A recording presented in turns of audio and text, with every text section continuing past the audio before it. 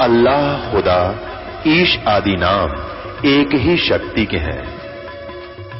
वो कैसा है, कहां है, कैसे मिलता है, किसने देखा है? ये प्रश्नवाचक चिन्ह पूर्ण रूप से हटाने के लिए अवश्य सुनिए जगत गुरु तत्वदर्शी संत रामपाल जी महाराज के अमृत वचन, सर्व पवित्र धर्मों के पवित्र शास्त्रों के आधार पर। और ये गीता प्रेस गोरखपुर से प्रकाशित है। संपादक हनुमान प्रसाद पोदार और चंदनलाल गोस्वामी, प्रकाशक हैं एवं मुद्रक गीता प्रेस गोरखपुर, गोविंद भवन कार्यालय, कलकत्ता का संस्थान। इसके 123 पृष्ठ में बहुत कंसेप्ट क्लियर हो गया कति। ये देखो, ये तीसरा स्कंद और यहाँ अध्याय 4-5 में वर्णन है। भगवान विष्णु जी अपनी माँ दुर्गा को कह रहे हैं कि तुम शुद्ध स्वरूपा हो, यह सारा संसार तुम ही से उद्भासित हो रहा है। मैं विष्णु, ब्रह्मा और शंकर, हम सभी तुम्हारी कृपा से विद्यमान हैं। हमारा आविर्भाव माने जन्म, तिरोभाव माने मृत्यु हुआ करता है। केवल तुम ही नित्य हो, जगत जननी हो, प्रकृति और सनातनी देवी हो। दुर्गा को प्रकृति भी बोलते हैं, ये याद रखना, गीता में काम आओगा आपके प्रकृति। अब शंकर भगवान बोले देवी, यदि महाभाग विष्णु तुम ही से प्रकट हुए हैं तो उनके बाद उत्पन्न होने वाले ब्रह्मा भी तुम्हारे ही बालक हुए। फिर मैं तमोगुणी लीला करने वाला शंकर क्या तुम्हारी संतान नहीं हुआ? अर्थात मुझे भी उत्पन्न करने वाली तुम ही हो। सिद्ध हो गया, दुर्गा के बेटे हैं ये तीनों। अब यहाँ देखियो तीनों गुण। और इस प्रकार इस संसार की सृष्टि सती थी और संहार मैं तुम्हारे गुण सदा समर्थ हैं। इन्हीं तीनों गुणों से उत्पन्न हम, मैं ब्रह्मा और विष्णु एवं शंकर नियमानुसार कार्य में तत्पर रहते हैं। एक तो ये सिद्ध हो गया ब्रह्मा विष्णु महेश नाशवान है, अजरो अमर नहीं है, इनका जन्म और मृत्यु होता है। ये दुर्गा के बेटे हैं। और ये तीनों रजगुण ब्रह्मा, सतगुण विष्णु, तमगुण शिव जी। तो गीता जी अध्याय नंबर 7 के श्लोक नंबर 12 से लेकर 15 तक स्पष्ट किया है कि इन तीनों गुणों की पूजा, त्रिगुणमयी माया, रजगुण ब्रह्मा, सतगुण विष्णु, तमगुण शिव जी तक जिनकी बुद्धि हरी जा चुकी है, इनके ज्ञान तक, यहीं तक जिनके इस ज्ञान पर इनकी बुद्धि हरी जा चुकी है, इनका ज्ञान हरा जा चुका है। राक्षस स्वभाव को धारण किए मनुष्यों में नीच दुष्कर्म करने वाले मूर्ख, गीता ज्ञानदाता कहता है मेरी भक्ति भी ना करते, ये इन्हीं तक सीमित है। अब ब्रह्मा विष्णु महेश की पुजारियों को राक्षस स्वभाव के कहा है, मूर्ख कहा है, दुष्कर्म करने वाले नीच कहा। ये देखो श्रीमद् भगवद गीता कह रही है, दास नहीं बोल रहा। ये देखिएगा, यह अंधे वाली लालटेन फिर दिखानी पड़ेगी। ये देखिएगा अध्याय नंबर 7, ये अध्याय नंबर 7 श्लोक नंबर 12 में ये क्या कहता है कि और भी जो सतोगुण यानी विष्णु से होने वाले उत्पन्न भाव हैं, सतीथि आदि, और जो रजोगुण यानी उत्पत्ति आदि जो ब्रह्मा से होने वाले हैं, और तमोगुण जो संहार आदि ये जो शंकर से होने वाले हैं, शिव जी से, इन होने वाले सबको मुझसे ही होने वाला ऐसा जान, क्योंकि जान वास्तव में इनमें उनमें मैं और वे मुझ में नहीं है। पुण्यात्माओं, एक पॉइंट को क्लियर करने के लिए इतने ढेर सारे प्रमाण दिखाने पड़ते हैं। अब शिव पुराण क्लियर करेगा कि वो काल जो है इन ब्रह्मा विष्णु महेश से अलग है, भिन्न है। वो कहता मैं इनमें नहीं और ये मुझ में नहीं। ये देखिएगा इस शिव पुराण, ये शिव महापुराण शिव पुराण है और गीता प्रेस गोरखपुर से प्रकाशित है। इसका प्रकाशक है हनुमान प्रसाद पोदार। ये हनुमान प्रसाद पोदार और ये गीता प्रेस गोरखपुर से ही प्रकाशित है। अब इसके 110 पृष्ठ पर आपको दिखाते हैं। संक्षिप्त शिव पुराण 9वां अध्याय समाप्त होता है। इसके एंड में लिखा है, इस प्रकार ब्रह्मा विष्णु और रुद्र इन तीनों देवताओं में गुण है, परंतु शिव गुणातीत माने गए, यानी वो इनसे अलग हैं। ये तीनों देवताओं में गुण है, ये इनसे अलग है। ये शिव कौन है? ये आपको शिव पुराण में सुबह दिखाया था, ये काल है, ये ज्योति, ये शिव रूप में या ब्रह्मा रूप में, विष्णु रूप में अपना प्रकट होता है। अपने वास्तविक काल रूप को इसने कसम खा रखी है, अपने वास्तविक रूप में मैं किसी को दर्शन नहीं दूंगा। गीता जी अध्याय नंबर 11 के श्लोक नंबर 47-48 में स्पष्ट किया है कि अर्जुन, ये मेरा जो वास्तविक रूप तूने देखा है, ये ना तो पहले किसी ने देखा ना आगे देख सकता, ये तो मैंने कृपा करके तेरे पर मेहर की है। और इस मेरे वास्तविक स्वरूप का ना कोई वेदों वर्णित विधि से, ना किसी जप से, ना तप से, ना किसी प्रकार भी नहीं देख सकता। इति सिद्धम, वेदों में वर्णित विधि से प्रभु यानी ब्रह्म प्राप्ति नहीं है, भगवान प्राप्ति नहीं है। इसलिए इसमें कुछ और सिद्धियां आ जाती हैं और इसके गुण हैं जो ब्रह्म लोक तक चले जाते हैं, लेकिन फिर जन्म मृत्यु में रहते। इसलिए इन अज्ञानी ऋषियों ने, क्योंकि इन्होंने साधना की, भगवान मिला नहीं, जो कदे विष्णु के रूप में दर्शन दे दे किसी ऋषि को, किसी को शिव के रूप में, ये भ्रमित रहे। तो इन्होंने थ्योरी बना दी भगवान निराकार है, निराकार है, और भगवान तो नर आकार है, मनुष्य जैसा है, सब सदग्रंथ प्रमाण देते हैं। अब आइए अपने इसी गीता जी के ज्ञान पे, अध्याय नंबर 7 का श्रीमद् भगवत गीता, अध्याय नंबर 7 का श्लोक नंबर 12 आपने पढ़ा। 12 और भी जो सतोगुण यानी विष्णु जी से होने वाले भाव हैं, यानी सतिथि, और रजोगुण से यानी उत्पत्ति ब्रह्मा से, और तमोगुण यानी शंकर से जो संहार हो रहा है, ये जो कुछ भी कर्म हो रहे हैं उन सब को मुझसे होने वाले जान, क्योंकि काल के लिए कर रहे हैं। ये काल को 1 लाख मनुष्य शरीरधारी प्राणियों का नित आहार करना पड़ता है, परंतु वास्तव में उनमें मैं और वे मुझ में नहीं है। अब 13वें में के कहा है, गुणों के कार्य स्वरूप सात्विक, राजस और तामस, इन तीनों प्रकार के भावों से ये सारा संसार प्राणी समुदाय मोहित हो रहा है। इन तीनों गुणों रजगुण, ब्रह्मा, सतगुण, विष्णु से परे यानी इनसे न्यारा है, मुझ अविनाशी को नहीं जानता। अब आगे देखो 14वें में, क्योंकि ये अलौकिक अर्थात अति अद्भुत त्रिगुण में मेरी माया, ये रजगुण, ब्रह्मा, सतगुण, विष्णु, तमगुण शिव जी के द्वारा फैलाया हुआ है जाल, ये मेरी माया बड़ी दुस्तर है, खतरनाक है। जो पुरुष मुझको निरंतर भजते हैं वो इस माया का उल्लंघन कर जाते हैं, यानी संसार से तर। इसका भाव ये है कहने का कि जो ब्रह्म साधना करते, जैसे ब्रह्मा विष्णु महेश की पूजा की, ये या तो यहीं फेल हो लेंगे, जैसे रावण हो गया, भस्मागिरी हो गया, हिरण्यकशिपु हो गया, फिर भी कोई थोड़ा बहुत सेटिंग सी करके इनके लोक में चला जाएगा, तुरंत ही फिर वापस आ जाएगा। ब्रह्म लोक, इन ब्रह्म की साधना इनसे अधिक है, वो ब्रह्म लोक में काफी समय तक रह जाता है, लेकिन मृत्यु फिर भी जन्म मृत्यु है, कर्म का दंड फिर भी भोगना पड़ता है। अब देखिए, इसलिए कह रहा है कि इन मेरी साधना करेगा तो इन तो ऊपर उठ जाता है। अब आगे देखो 15वें में कमाल कर दिया। 14वें में कहा कि क्योंकि यह अलौकिक अति अद्भुत त्रिगुणमयी मेरी माया, रजगुण, ब्रह्मा, सतगुण, विष्णु, तमगुण जी शिव जी वाली जो है, ये बड़ी खतरनाक है। और जो केवल मुझको निरंतर भजते हैं, यानी भक्ति का ही विषय चल रहा है, काल को भी भजते हैं, इन तीनों गुणों को भी भजते हैं। ब्रह्मा विष्णु महेश की पूजा का जिक्र चल रहा है, माया का उल्लंघन कर जाते हैं, ब्रह्मा विष्णु महेश से ऊपर उठ जाते हैं। अब 15वें में कमाल कर दिया, इस माया के द्वारा ब्रह्मा विष्णु महेश तक जिनकी बुद्धि अटकी हुई है, इन तीनों गुणों के त्रिगुण रूपी माया के द्वारा जिनका ज्ञान हरा जा चुका है, आसुर स्वभाव, राक्षस स्वभाव को धारण किए हुए मनुष्यों में नीच और दूषित कर्म करने वाले मूढ़ लोग, मूर्ख मुझे नहीं बजते। अपुण्यात्मा, यदि ये दास वैसे कह देता, परमात्मा ने तो पहले कह रखी है बात कि ये तीनों गुणों की पूजा मूर्ख लोग करते हैं। यदि दास सीधा कह देता तो कोई नहीं मानता, रोज पिटूं।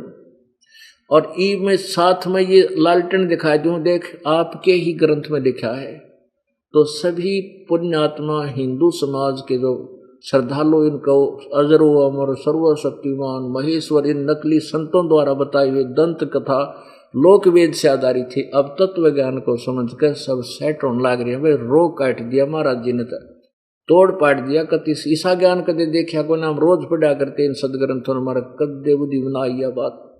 तो परमात्मा कहते हैं गुरु बिन वेद पढ़े जो प्राणी समझे न सार रहे अज्ञानी।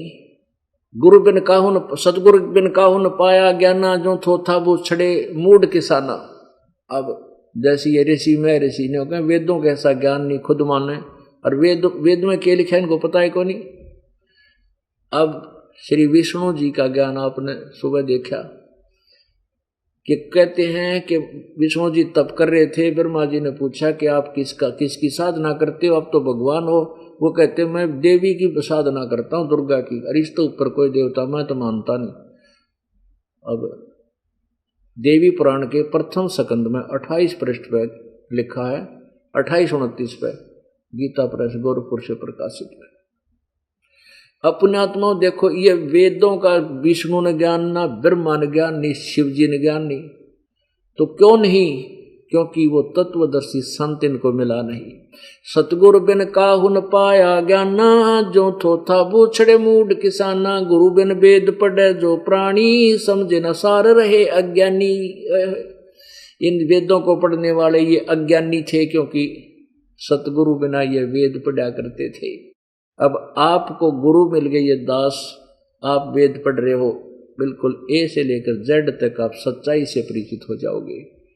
तो ऐसे गुरु की आवश्यकता थी। इन नकली गुरु की पदवी पाके नकली गुरुओं ने बरमद कर दिया, बैठा दिया, समाज का बर्बाद कर दिया। अब ये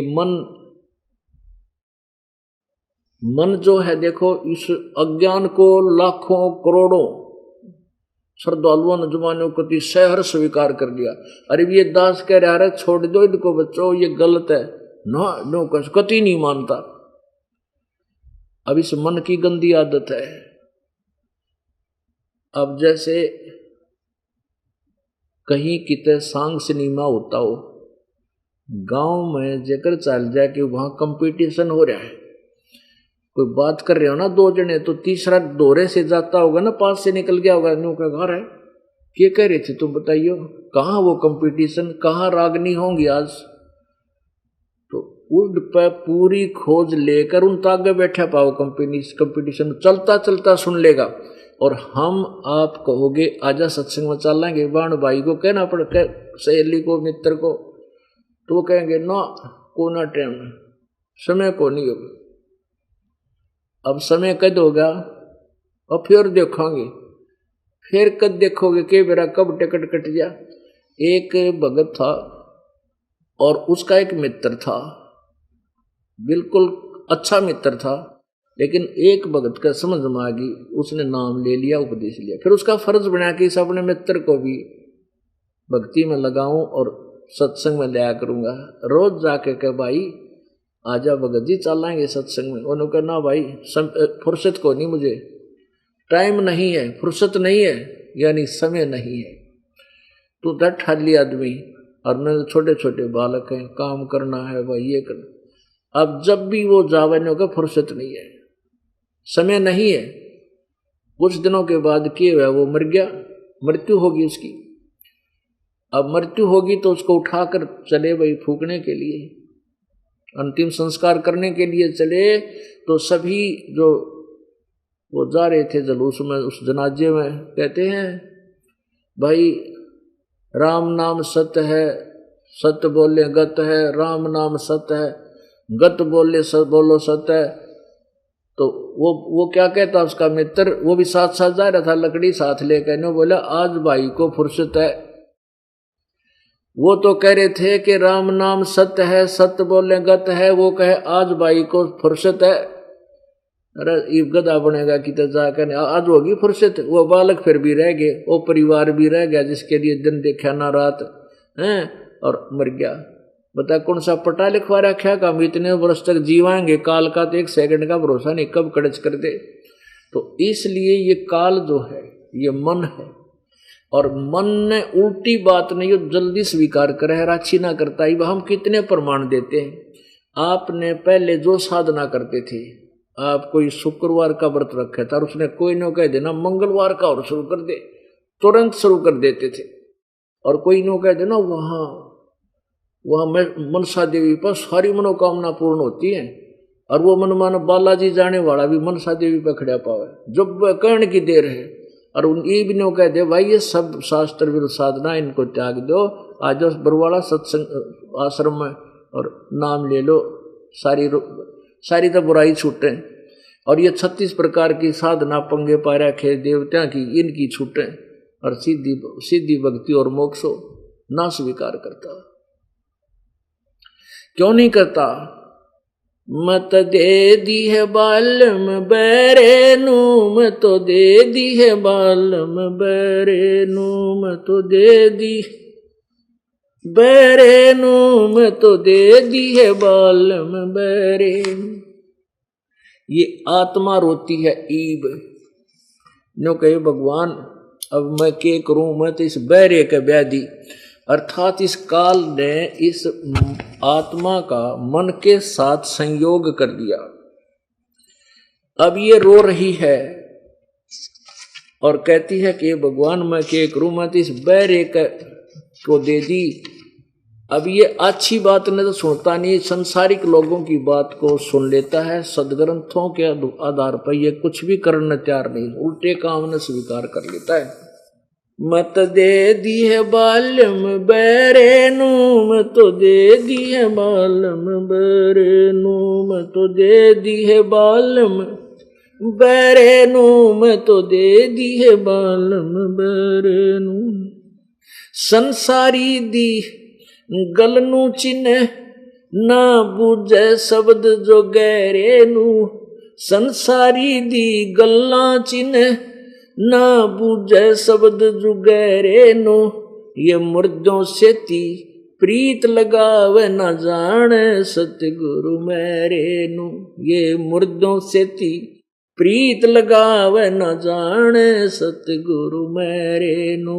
मैं तो दे दी है बालम बैरे नू, मैं तो दे दी है बालम बैरे नू।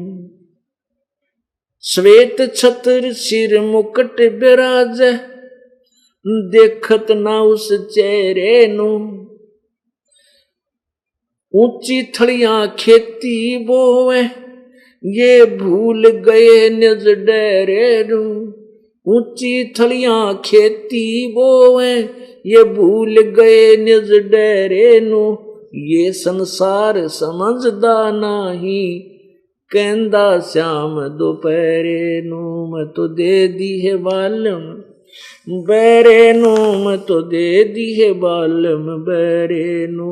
मैं तो दे दी है बालम बैरे नू, मैं तो दे दी है बालम बैरे नू।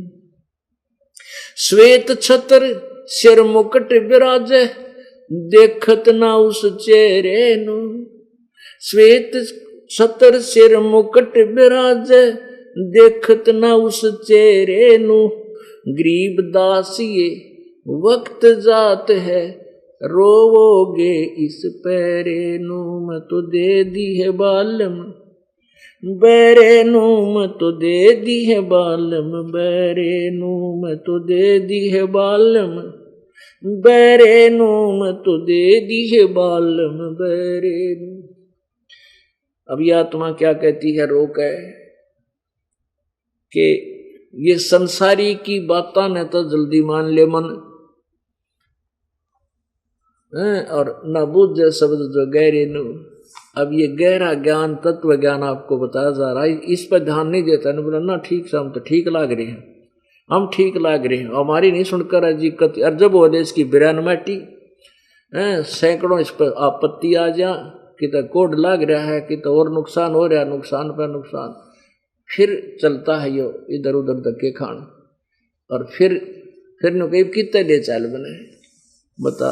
अरे जब आपको बार बार समझाया जा रहा है ये भक्ति है, ये गलत है, जब ना मानी तो अब ये क्या बताते हैं कि संसारी की गल्ला चिन्ह ना बुझे शब्द जो गहरे नू। और मुर्दे से ती प्रीत लगावे ना जाने सतगुरु मेरे नू। अब जैसे अब कोई हरिदास ने पूजा, कोई गरीबदास ने पूजा, और कोई किता बालाजी जा है, कोई किता और अब पुण्य आत्माओं या कोई गांव में बाबा रहा होगा उसकी मंडी बना रहे हैं उसने पूजे, अब जैसे संत गरीबदास जी महाराज या हरिदास जी थे, तो उस समय जो उनके संग में रहे, उन्होंने उनको वो ज्ञान दिया, भक्ति दी, आशीर्वाद दिया और उनको लाभ दिया। अब जैसे अब वो चले गए, अब उनके मंडी बना कर, उनका यादगार बनाकर वहां पूजर जो इतला के मिलेगा उनसे नहीं। अब जैसे कोई वैद्य था और वो वैद्य नाड़ी देख कर और बता देता बीमारी को, रोग को, और बढ़िया औषधि देकर स्वस्थ कर देता था, बिल्कुल ठीक है। अब उसकी मृत्यु के बाद क्या किया, उसकी चित्र बना दिया, मूर्ति बना ली पत्थर की और एक यादगार बना दी, नीचे उसका शरीर गाड़ दिया। अब वहां जाते हैं, जावे कोई उस वैद्य के पास और माथा टेक कर उसकी आरती करे, मेरा रोग काट दे, मेरा रोग काट दे, तो ना बोला पत्थर। वो वैद्य जो था, ऐसा ही वैद्य जीवित ढूंढना पड़ेगा और वो रोग काटेगा। ऐसे ही परमात्मा यही बताना चाहते हैं कि जैसे वो संत थे गरीबदास और हरिदास जी जैसे, या थारे गांव में जोड़ड़ा बाबा जो पहले था, इसे संत जिंदे ढूंढने पड़ेंगे तब उन लाभ होगा, इन मुर्दा तो कुछ ना हो। तो ये क्या कह रहे हैं परमात्मा, समझाने के लिए उदाहरण दे रहे हैं कि संसारी दी गल्ला चिन्ह ना बूझे शब्द जो गहरे नू, संसारी दी गल्ला चिन्ह ना बूझे शब्द जो गहरे नू, मुर्दों से ती प्रीत लगावे न जाने सतगुरु मेरे नू, मैं तो दे दी बालम बैरे नू, मैं तो दे दी है बालम बैरे नू।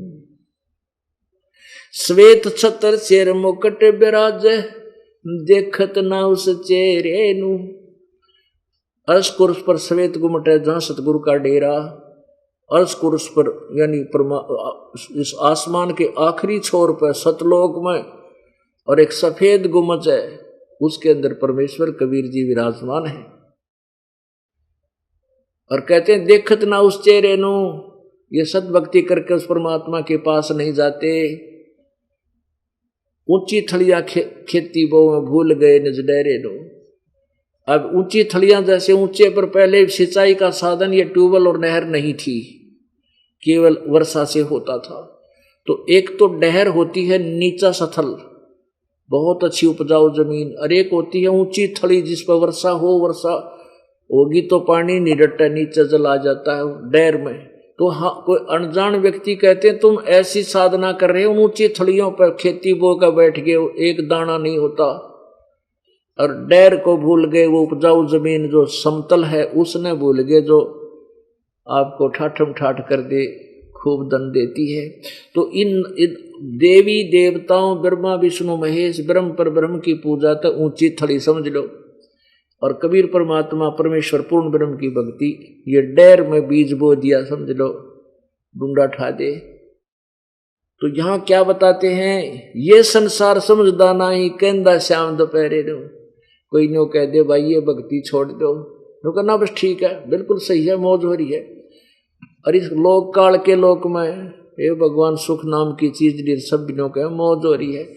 अब जैसे कोई रिश्तेदार कोर्ट में मिल गया कचहरिया में, और वो दूसरा आ गया, तो नो और ठीक है, यहाँ कैसे आ गया, ठीक है, कहाँ ठीक ठाक, हाथ मिलाओगे एंड से करते, और नो के मौज हो रही है, और ठीक है मौज हो रही है।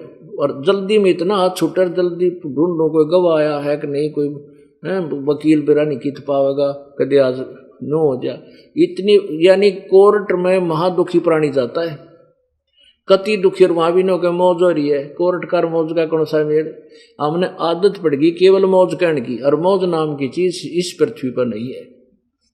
अब परमात्मा क्या कहते हैं, कोई शराब पिए पड़ा था, जेठ का महीना, जून का, दोपहर में बाहर शराब पी कर पड़ा, और उसने उसका साथ मित्र या घरवाला कोई आके कहता भाई उठ ले, और बहुत देर तेरा पसीना पसीना हो रहा है, माए मुँह तेरा ख्या तने खड़ा हो जाते, और चल तुझे वहाँ छाया बैठा दो, छोड़ दे मौज हो रही है। तो हमारे इस काल ने इस नशा कर रखा है, इन दुखों को हम मौज मान रहे हैं। तो परमात्मा जैसे मेडिकल में मिल गया कोई रिश्तेदार, मेडिकल में कोई मौज मजाया करे, कति दुखी होया जाएगा, कति ब्रेन मैटी हो रही होगी, सती चिंता होगी, वहां भी और ठीक हाँ मौज हो रही है, अरे अस्पताल में मौज का के मेल। तो हमारे यह आदत बन गई, कोड वर्ड बन गया मौज का, मौज कति नहीं। तो कहते हैं परमात्मा ये संसार समझदा नहीं, कहंदा श्याम दोपहरे नू गरीबदास ये वक्त जावता रोगे इस पैरे नू, जब सच्ची भक्ति कबीर भगवान की नहीं करी तो रोया करोगे इस समय को। बोलो सतगुरुदेव। परम पिता परमात्मा कबीर परमेश्वर, कबीर देव अल्लाहु अकबर, ये वही परमात्मा है, वही परमेश्वर है जो बनारस में, काशी में, भारतवर्ष की पावन भूमि पर सन 1398 में शिशु रूप धार के वहां प्रकट हुए थे, सतलोक से शरीर आए थे। और फिर एक प्रसिद्ध कवि की उपाधि प्राप्त की, जुलाहे नाम से प्रसिद्ध हुए। वो परमात्मा पूर्ण ब्रह्म, सत्य पुरुष, अविनाशी प्रभु, परम अक्षर ब्रह्म है। हम उस परमात्मा को पहचान नहीं सके। क्यों नहीं पहचान सके? क्योंकि हमारे को परमात्मा की परिभाषा, डेफिनेशन ऑफ गॉड, बिल्कुल शास्त्रों के विरुद्ध बता रखी थी। अभी तक सभी ने, जितने भी पंथ हैं, जितने भी धर्म हैं, उनका फाइनल डिसीजन है कि परमात्मा निराकार है। परमात्मा निराकार है, कण कण में व्यापक है, सर्वव्यापक है। जबकि हमारे उन्हीं पवित्र धर्मों के सदग्रंथ बता रहे हैं परमात्मा मनुष्य सदृश है, परमात्मा साकार है, शरीर है, उसका नाम कबीर है। ये अभी तक अज्ञान का पर्दा पड़ा हुआ था। जैसे पवित्र बाइबल में उत्पत्ति ग्रंथ में अध्याय 1 और श्लोक नंबर 26 में लिखा है कि परमात्मा ने कहा कि मैं मनुष्य को अपने स्वरूप के अनुसार उत्पन्न करूंगा और उसको बुद्धिमान बनाऊंगा, वो सभी अन्य प्राणियों पर कंट्रोलर होगा। और परमात्मा ने मनुष्य को अपने जैसा बना दिया। तो भगवान निराकार के ऊपर होया भाई, कैसे हुआ? अब सोच कर देखो, भगवान निराकार कैसे हुआ? गॉड फॉर्मलेस कैसे हो गया? वो कितने लाया थ्योरी, जो अज्ञान भर गया सब में। दंत कथा सुनाए गए और अपने सदग्रंथों को समझा नहीं। क्यों नहीं समझा? क्योंकि काल ने सबकी बुद्धि ऑफ कर रखी थी, इनके मोतियाबंद कर रखा था। जो प्रत्येक धर्म के जो प्रचारक थे आगे चल के, जो आगे आने वाले समय में सदग्रंथों लिखने वाले ने लिख दिया अपना जैसा उसमें अनुभव था, लेकिन आगे उन्होंने जो पढ़ा उन्होंने समझा नहीं। जो प्रचारक थे, आने वाले भविष्य के जो टीचर थे, उन्होंने अपने सिलेबस को समझा नहीं। पुण्यात्मा, कुरान शरीफ ये मुसलमान धर्म का पवित्र सदग्रंथ है और उनको मान्य है। स्पेशल लिखा उसके अंदर कि इसमें कोई संदेह की गुंजाइश नहीं है। जो इस ग्रंथ में लिखा है कुरान शरीफ में, ये बिल्कुल ओके है, ये सत्य है। तो उसी ग्रंथ में, उसी सदग्रंथ में लिखा है, सूरत फुरकानी 25 आयत नंबर 52 से लेकर 59 तक स्पष्ट किया हुआ है कि कुरान शरीफ के ज्ञान देने वाले को पूरा मुसलमान धर्म अपना भगवान मानता, अल्लाह मानता है। और ये मानते हैं कि उस अल्लाह ने आकाशवाणी के माध्यम से या किसी फरिश्ते के द्वारा या हजरत मोहम्मद के अंदर प्रवेश करके वो ज्ञान जो कुरान शरीफ में जो लिखा गया है वो परमात्मा का संदेश है, उसने खुद भेजा है। अब वो अल्लाह कह रहा है कि हे मोहम्मद, हे हजरत मोहम्मद, मैं जो तुझे ज्ञान दे रहा हूं, ये ज्ञान तू मेरे ज्ञान पर विश्वास रख, कुरान शरीफ में जो मैं बोल रहा हूं।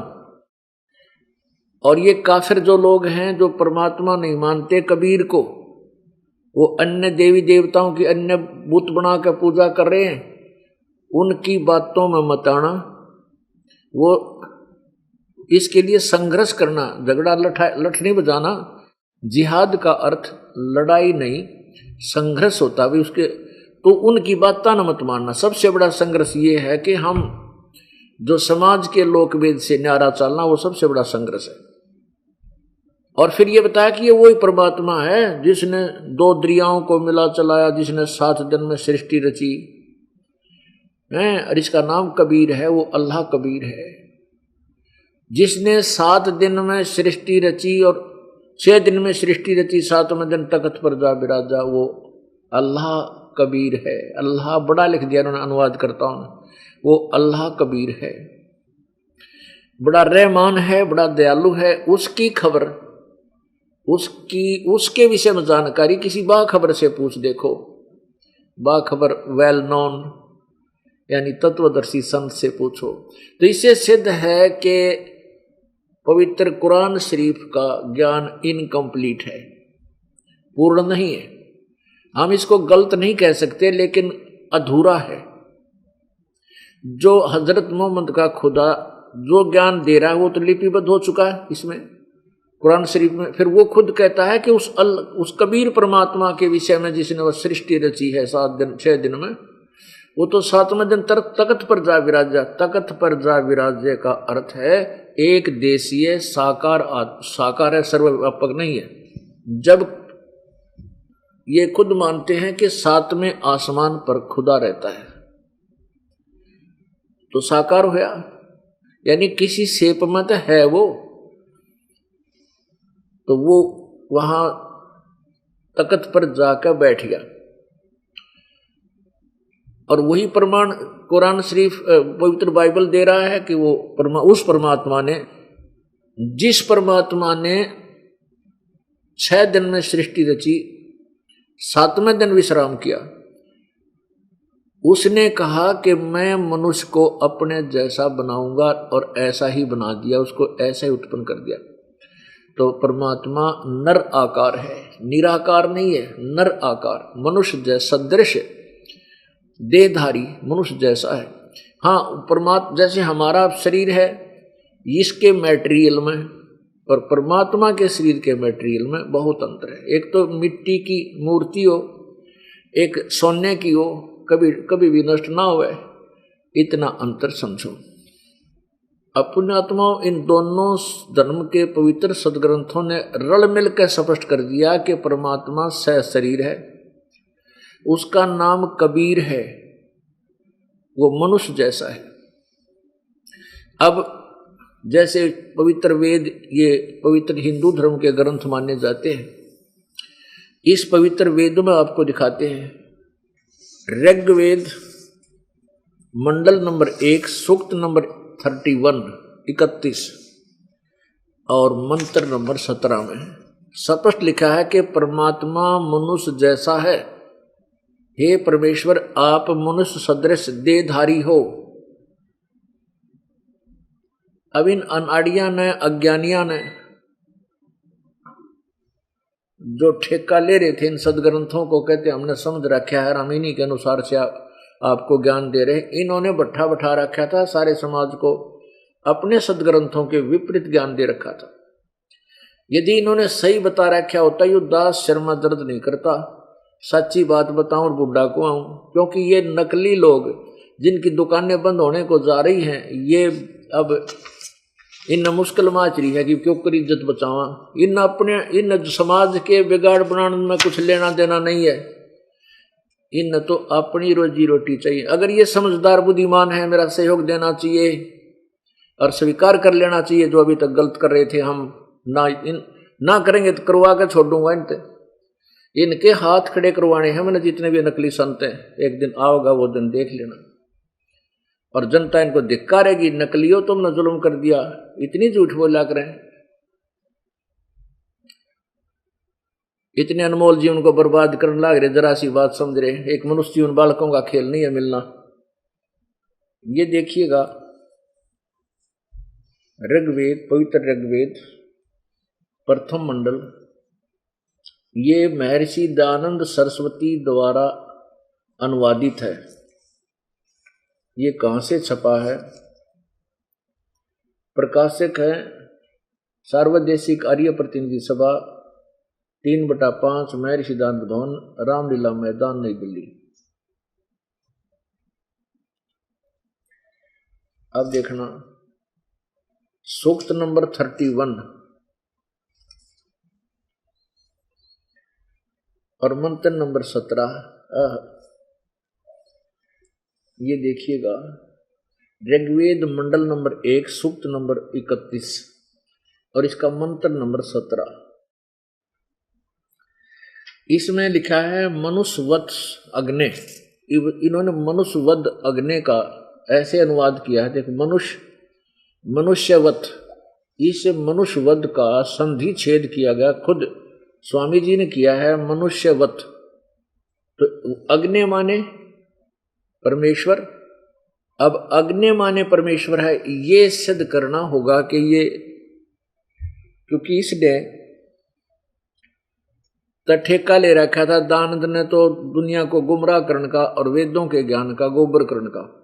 अब देखो इन्होंने खुद इसमें क्या लिख रखा अग्नि माने, देखिएगा क्या अनुवाद किया स्वामी जी ने। वही ऋग्वेद मंडल नंबर 1 सूक्त 31 के मंत्र 17 का, हे पवित्र अंगीरा माने प्राण के समान धारण करने वाले। अग्नि माने क्या लिखा है? विद्याओं से सर्वत्र व्यापक सभाध्यक्ष आप। अग्नि का अर्थ लिख दिया सभा अध्यक्ष आप। मनुष्यों के आने जाने और आने के समान। अंगिरस्वत शरीर व्यापक प्राण वायु के सदृश। अंगिरस्वत यानी अंगिरस का अर्थ होता शरीर, सशरीर मनुष्य जैसे शरीर युक्त। राज्य क्रम व्यापक पुरुष के तुल्य वा, यानी मनुष्य की तरह। जैसे पुरुष यज्ञ के साथ कर्मों की सिद्धि कृत्य कराते हैं, वैसे उत्तम प्रतिष्ठा वाले विद्वान विद्या के लेने देने वाले, जैसे सबको समान करने हारे विद्वानों में अति चतुर। अद्य कितना मनुष्यों को अच्छे प्रकार प्राप्त हुजिए। बताओ, उस मनुष्य को विद्या और धर्म की ओर प्राप्त कीजिए। सदने उत्तम मोक्ष के साधन में सचित और वहां उसको प्रतिष्ठित कीजिए। बताओ, कोई इसका तुक बना, कोई सेंस भी ना बनती इसके सेंटेंस की है, तेरा गजब हो। अब देखिए ये इस दास ने किया इसका अनुवाद, ये देखिएगा। ये है ऋग्वेद मंडल नंबर 1 सूक्त 31 मंत्र 17 मनुष्यवत अग्नि। इसका नीचे ये संधि छेद है सारी संस्कृत का। मनुष्यवत अग्नि, अंगीसवत अंगीर है, यातिवत सदने, पूर्ववत सूचे, अच्छ यह वह दैव्यम जन्म, आसादाय बहिर्षि यक्षी च प्रिय। इसका अर्थ है हे मनुष्यवत। हे मनुष्यवत माने मनुष्य के समान देहधारी, अग्नि माने परमेश्वर। जैसे आप अंगीरसवत मनुष्य के तेजो में शरीर के समान अंगीरस देहधारी हो, हल्का शरीर तेजो में शरीर धारण करके अपने शरीर को अर्थात अपने रूप को सरल करके प्रत्येक युग में अपने पवित्र सदने माने, अर्थात सदने का अर्थ होता ऊपर के घर से, सदन माने घर, ऊपर अर्थात ऊपर के सतलोक से आते हो। पूर्ववत यानी उसी तरह जैसे पहले आते हो, उसी तरह पहले की तरह। यातिवत मनुष्य समान, अर्थात जैसे मनुष्य प्रयत्न करके कार्य सिद्ध करता है, वैसे ही आप मनुष्य के समान कार्य करते हो, जैसे कबीर परमात्मा ने जुलाहे की भूमिका की और मनुष्य की तरह सारे काम किए। हे प्यारे परमेश्वर, प्रियम, हे प्यारे परमेश्वर, हमें अच्छी प्रकार प्राप्त होजिए, यानी जैसे पहले आते रहे हो ऐसे हमें फिर मिलो तथा प्राप्त कीजिए, अर्थात हमें शरण में लीजिए। इस काल लोक से बहिर्षि बाहर सतलोक में जन्म अपने जन को अर्थात अपने भक्त को देव स्वरूप अर्थात अच्छी आत्माओं में जो पहले वहां रहती हैं स्थायी रूप से प्रतिष्ठित कीजिए। यही प्रमाण के परमात्मा साकार का प्रमाण है। अब देखो यहां लिखा कि अपने रूप को सरल करके आप आइए जैसे पहले आते हो। अब देखना ऋग्वेद मंडल नंबर 9 सूक्त नंबर 86 के 26 और 27 में, अपने आत्माओं सच्चाई छुप नहीं पाई। परमात्मा ने पहले कहा था कि वेद मेरा भेद है, मैं मिलूं वेदन से नाही, पर जौन वेद से मैं मिलूं ये वेद जानते नहीं। वेद मेरी महिमा गा रहे हैं लेकिन मेरे पाने की विधि इनमें नहीं है। वो वेद अलग है जो सभी कह रहे हैं कि उसके विषय में कोई तत्वदर्शी संत से पूछो। वो ये दास है वो तत्वदर्शी संत जो परमेश्वर ने आपको जगाने के लिए भेजा है।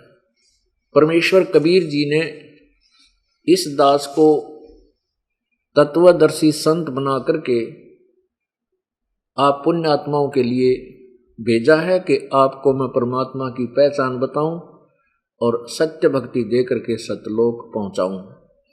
आपका इतना सा काम है कि इस दास के वचनों पर विश्वास करना, क्योंकि विश्वास तो करा ही दूंगा क्योंकि प्रमाण सामने धर दूंगा, फिर मन को कहीं गुंजाइश नहीं रहेगी बकवाद करने की।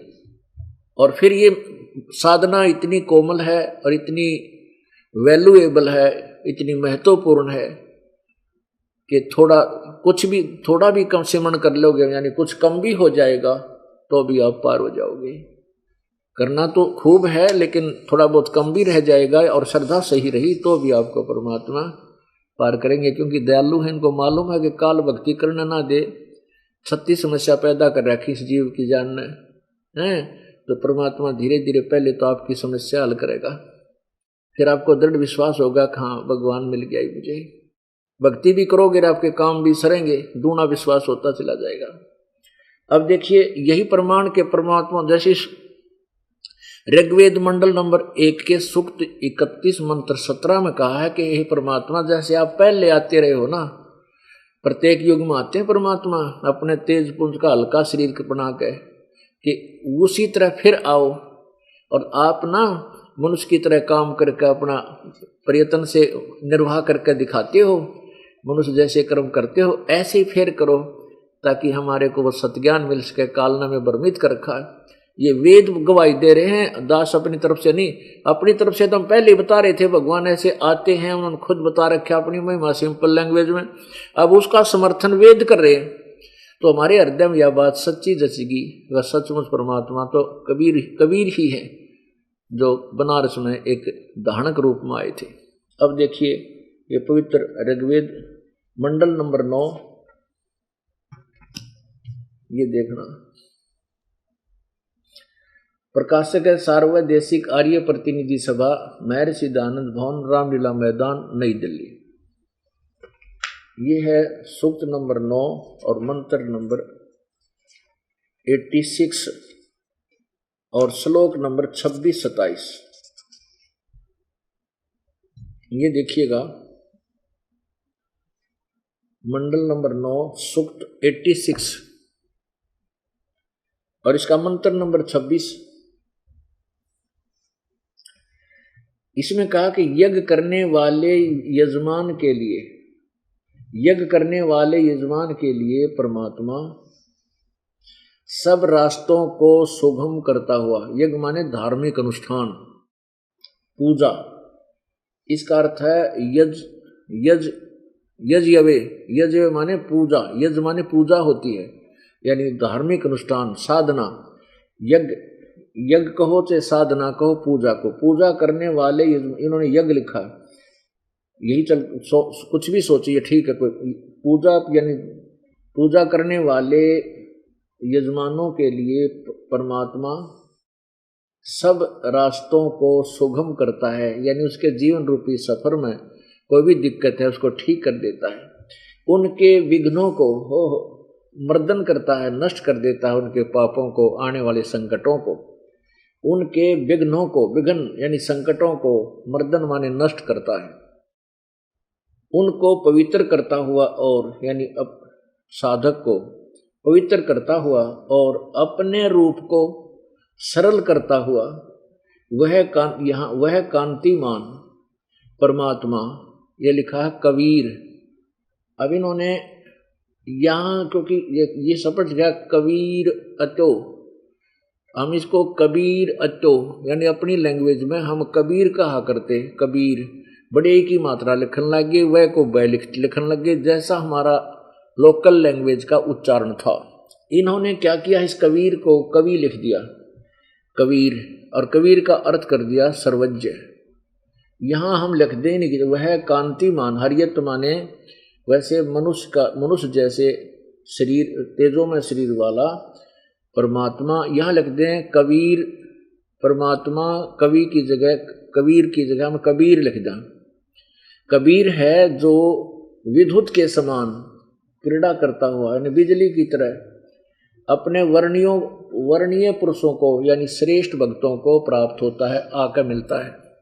अब ये इन्होंने क्या समस्या आ जाती है, ये जो संस्कृत के वेता हैं, ज्ञाता हैं, ये कहते हैं कि ये व्याकरण के दृष्टिकोण से कवि का अर्थ, इस कबीर का अर्थ, कबीर जो ऊपर रह लग है या हलंत ला कर रह लगा जा, कि ये कवि होता है, कवि।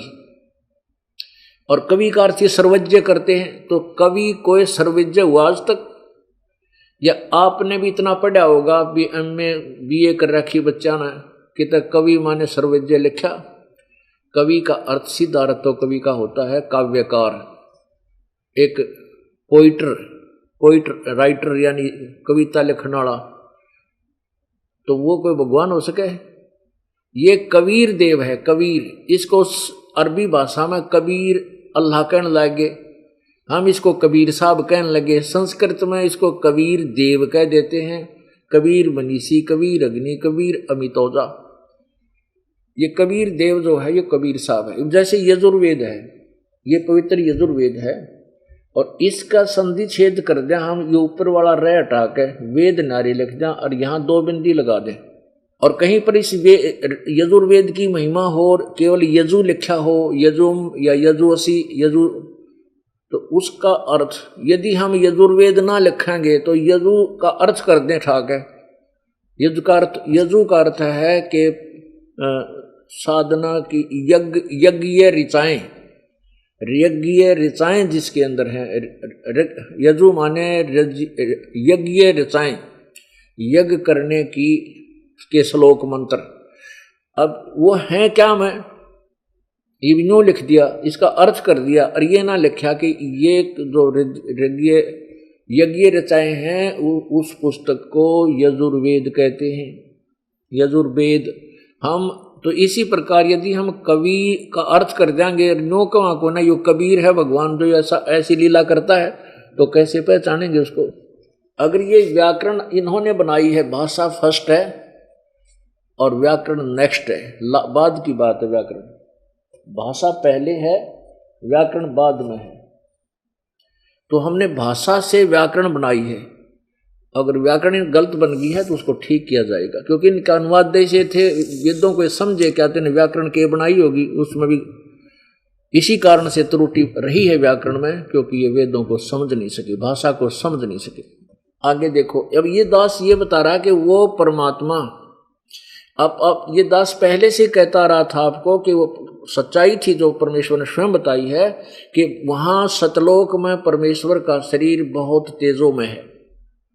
एक रोमकूप में की इतनी रोशनी है कि करोड़ सूर्य और करोड़ चंद्रमा इन मिला जुला प्रकाश हो जाए तो भी एक रोमकूप की रोशनी परमात्मा की ज्यादा या फीकी पड़े सूर्य और चंद्र की, करोड़ों सूरजों और चंद्रों की रोशनी भी फीकी रह जाए, तो उसको हम चरम दृष्टि से नहीं देख सकते जब वो परमात्मा एज इट इज आ जाता है। इसलिए अपने स्वरूप को सरल करके यानी हल्का तेज पुंज का करके उसके ऊपर और कोट पहन लेता। जैसे बल्लभ के ऊपर आप कोई प्लास्टिक का डिब्बा रख दें, कितना तेज प्रकाश हो, थोड़ा थोड़ा दिखेगा, बिल्कुल मामूली सा। तो ऐसे वो परमात्मा अपने शरीर उस तेजोमय शरीर को हल्का करके सरल करके यहाँ आता। ये वेद गवाही दे रहे हैं यही बात।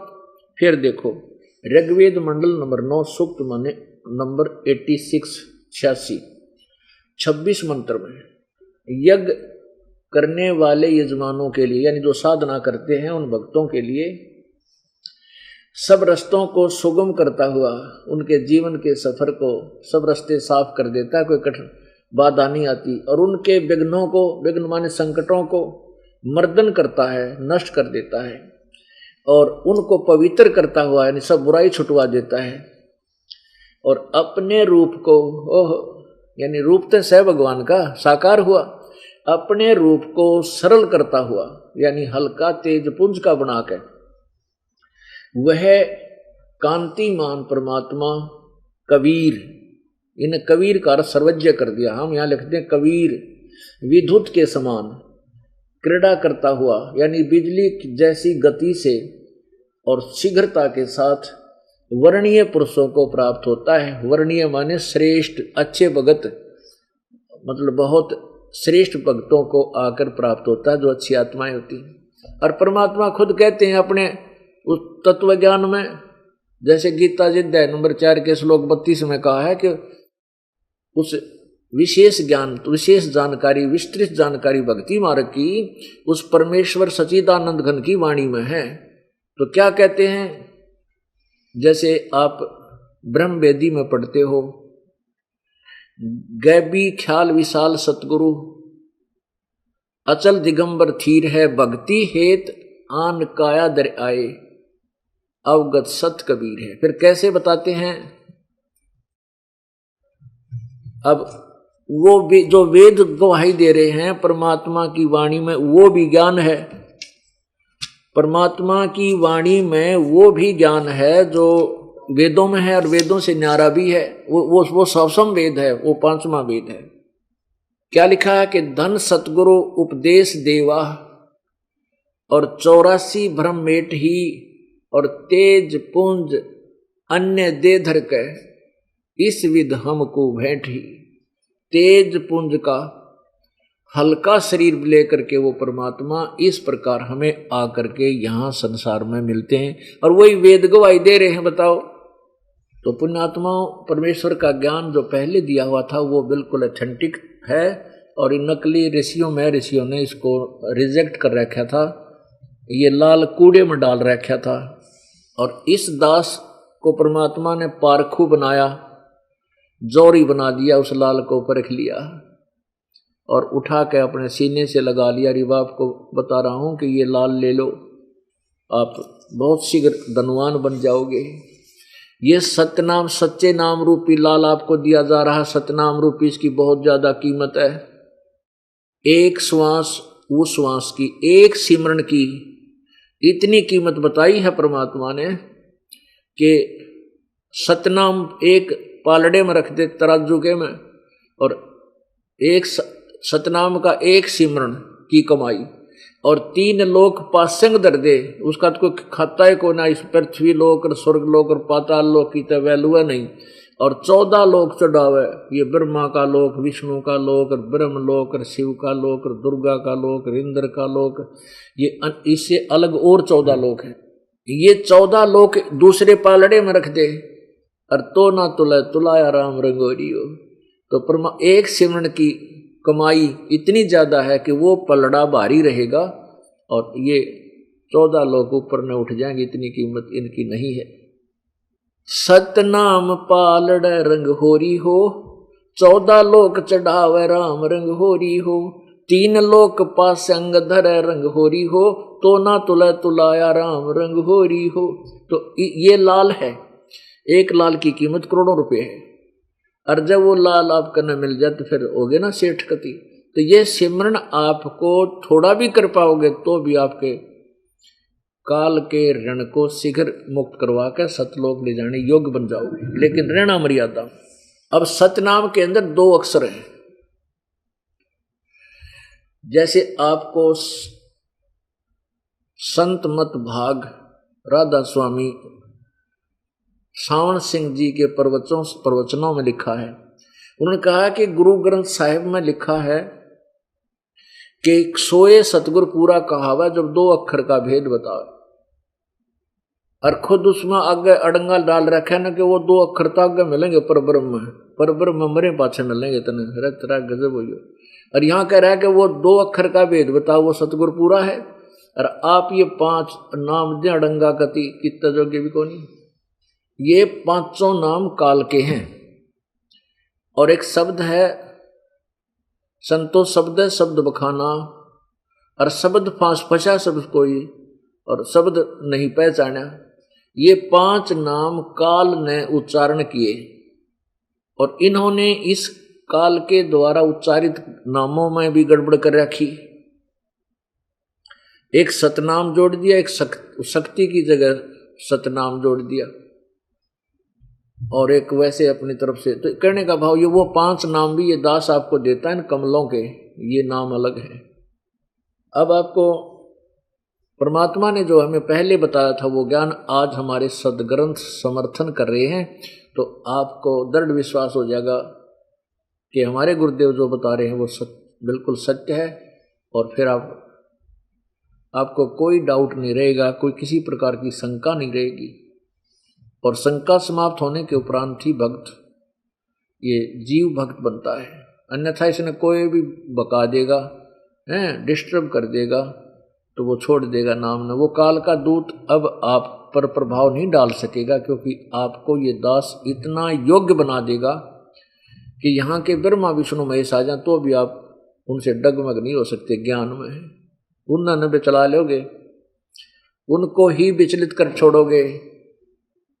ऐसे इस तरह आपको रंग में रंगना चाहता हूँ, क्योंकि आपको यहाँ इसलिए बुलाया जाता है कि आप संशय रहित हो जाएं।